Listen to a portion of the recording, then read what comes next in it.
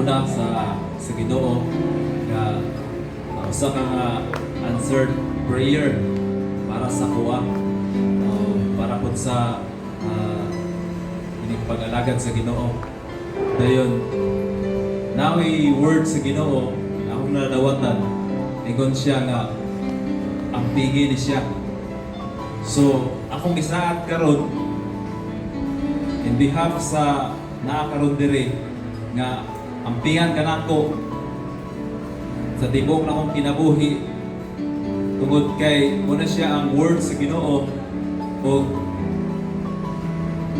nahigugma ko sa Ginoo. So I love you. So muna akong isaad nimo sa tibok na akong kinabuhi nga ampingan kanako, higugmaon kanako hangtod sa pagbalik sa Ginoo.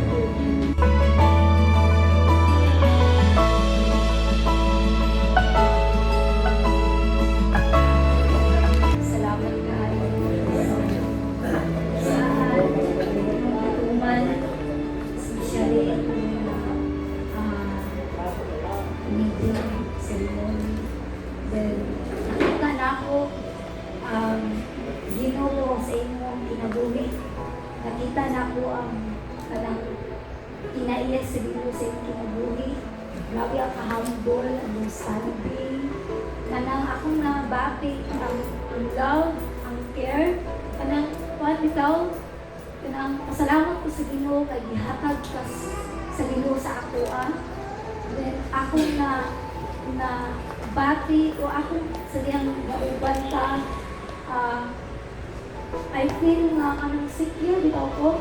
Wala bitaw ko na ayunan man ako na may tamo sa ako.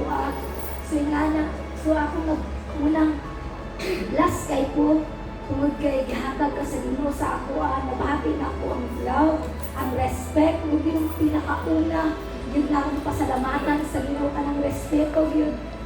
So muna yun ko sa nga answered prayer ko sa Ginoo tungod kay sa diyang wala pa ta nag-ilay ko, Lord, kagaya kong future husband nga kanang kuan mo respect na ako kung naagi kahadlok sa Ginoo. So wala na akong ipangayo sa Ginoo nga lain pa mo rin na kay kung ang tao nga ko ang lalaki nga naikahadlok sa Ginoo na nasaya ang tanan. Sumugi na ang pinaka-labi na ka ng respeto. So ako din nabati sa mga grabe at ng pag-respect sa ako. So yun ka, hindi ka sa ako nga i-preserve ka pa.